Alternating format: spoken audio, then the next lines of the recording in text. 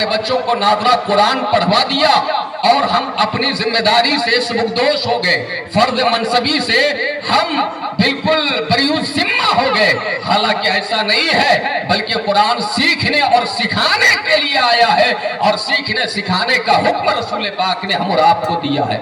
और इसी मकसद के तहत हमारे और आपके पैगंबर की बेइज्जत भी अमल में आई। खुद कुरान करीम शाहिद है, युअल्लिमुहुमुल किताब वल हिकमा, नबी पाक को इसलिए भेजा गया कि वो किताब व हिकमत की तालीम दे, हिकमत सिखाए, अल्लाह की किताब तुम्हें सिखाए। आप क्या समझते हैं? ये कुरान कानून कुदरत की किताब है, ये कुरान अहकाम की किताब है। याद रखें, यूं ही नाज़रा पढ़ लेने से क्या अहकाम समझ में आ जाएंगे? क्या यूं ही पढ़ लेने से कुरान हमसे क्या मुतालबा कर रहा है आपको समझ में आ जाएगा? आपके दीन के तकाज़े क्या है, हरगिज़ ये नहीं समझ में आ सकता है। इसलिए कुरान को उसके तर्जमे के साथ पढ़ना होगा, उसके माना के साथ पढ़ना होगा, उसके मफ़हूम के साथ पढ़ना होगा।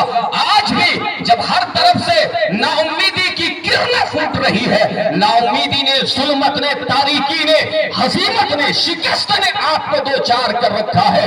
आज के दौर में भी जब गुलामी की जंजीर और बेड़ियां आपके पैरों में डाली जा रही हो, मैं आपको उम्मीद का चिराग आपके सामने रखना चाहता हूं और उम्मीद की किरणों से रोशनाश करना चाहता हूं। वो उम्मीद का चिराग ये है, मुसलमानों, आज आप कुरान को उसके तर्जमे के साथ पढ़ना शुरू कर दें, कसम खुदा की आप नाउम्मीदी से बाहर निकलते हुए नजर आएंगे और उम्मीदों का चिराग रोशन होता हुआ नजर आएगा। याद रखें, पूरा खानदान कबीला कट गया, क्या हुआ? शहीद हो गया।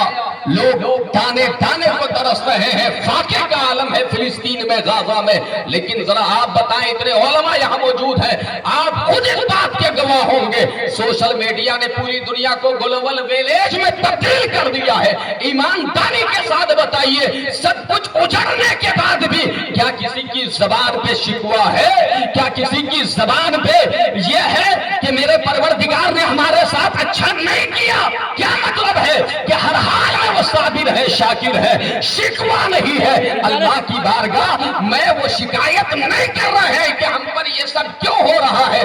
क्यों? इसकी वजह यह है कि उनका ईमान बिल आखिरत मजबूत है, उन्होंने कुरान को तर्जमे के साथ पढ़ा है। वो जानते हैं, क्या मालूम आज इम्तिहान की घड़ी है, सब कुछ छिन रहा है, छिन गया, औलाद चली गई, जान जा रही है, लेकिन इसका बदला मेरे रब के पास हमें मिलने वाला है और वो बेहतर बदला है। वो जो बदला देगा, ऐसा बदला कोई नहीं दे सकता है।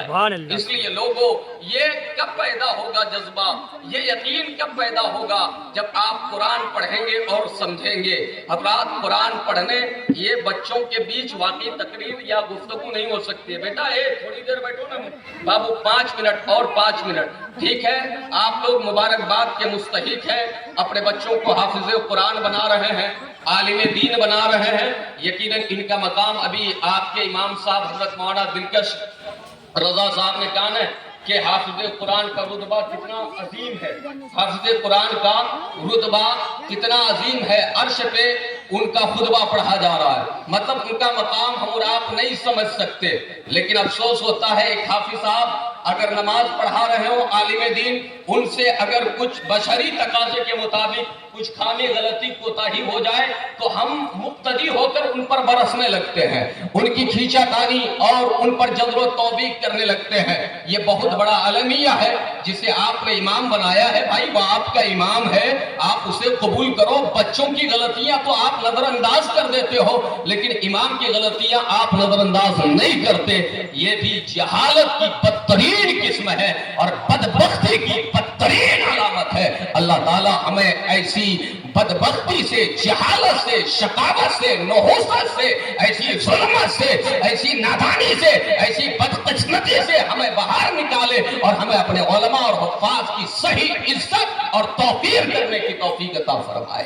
हाफिज़ कुरान का मकाम कितना ऊंचा है, उन्होंने अपने सीने में कुरान को महफूज किया है। یہ کرتا میں پہنا ہوں، آپ دیکھ رہے ہیں نا، یہ کرتا ہے۔ ایک کپڑا آپ مارکیٹ سے خرید لیں اور خریدنے کے بعد اسی کپڑے سے آپ کرتا بنوا لیں، اسی کپڑے سے آپ دسترخوان بنوا لیں، اسی کپڑے سے جو سمجھ میں آئے وہ بنوا لیں، لیکن اسی کپڑے کا ایک حصہ کاٹ کر الگ سے اسے جزدان بنوا لیں، قرآن کا لفافہ تیار کر لیں تاکہ قرآن کو اس میں محفوظ کر کے رکھیں۔ اب آپ بتائیے، جو کپڑا آپ پہنے ہیں اور جو قرآن سے ملا ہوا ہے، کیا دونوں ایک برابر ہے؟ کیا دونوں کا مقام ایک ہی ہے؟ نہیں، آپ کا کپڑا آپ خود چومنے کے لیے تیار نہیں ہوں گے، بھلا دوسرا آدمی کیا چومے گا، لیکن جس کپڑے میں، جزدان میں آپ نے قرآن کو محفوظ کر کے رکھا ہے، قسم خدا کی اس کپڑے کی عظمت اتنی بڑھ جاتی ہے کہ آپ اسے کبھی سینے سے لگاتے ہیں، کبھی آنکھوں سے لگاتے ہیں۔ اب آپ بلا تمثیل یہ سمجھنے کی کوشش کریں کہ ایک ہی کپڑا ہے،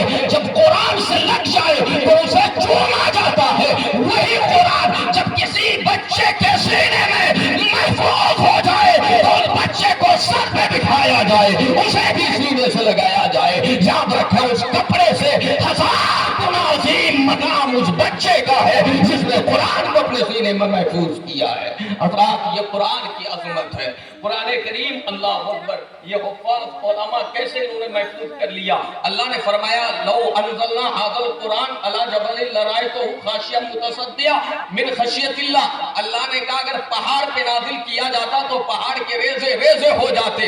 اور سچ ہے، یہ قرآن ایک علمی بات عرض کر رہا ہوں، علماء بیٹھے ہیں، یہ قرآن کیا ہے؟ صفات باری تعالیٰ ہے۔ کیا ہے؟ صفات باری تعالیٰ ہے۔ اس لیے یہ جو کلام الہی ہے یہ قدیم ہے، حادث نہیں ہے۔ ہم اور آپ جو بولتے ہیں یہ حادث ہے، لیکن اللہ کا کلام حادث نہیں ہے۔ یاد رکھیں، جب اللہ قرآن کو پہاڑ پہ نازل کرتا تو پہاڑ ریزہ ریزہ ہو جاتا۔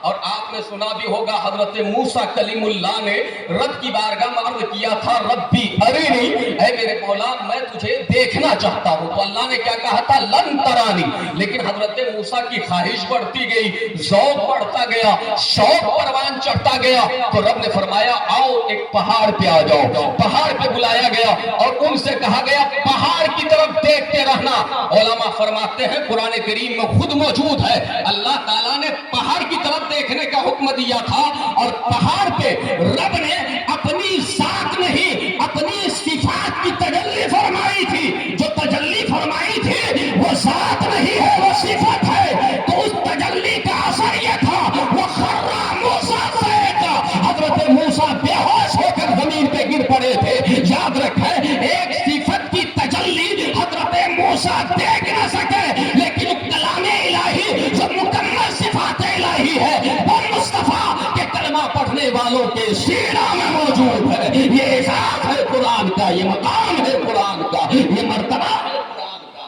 اس لیے لوگوں، قرآن کی عظمت بہت عظیم ہے، ان کا مقام بہت بلند ہے۔ من قرأ القرآن وعمل به البس والدہ تاجا یوم القیامہ۔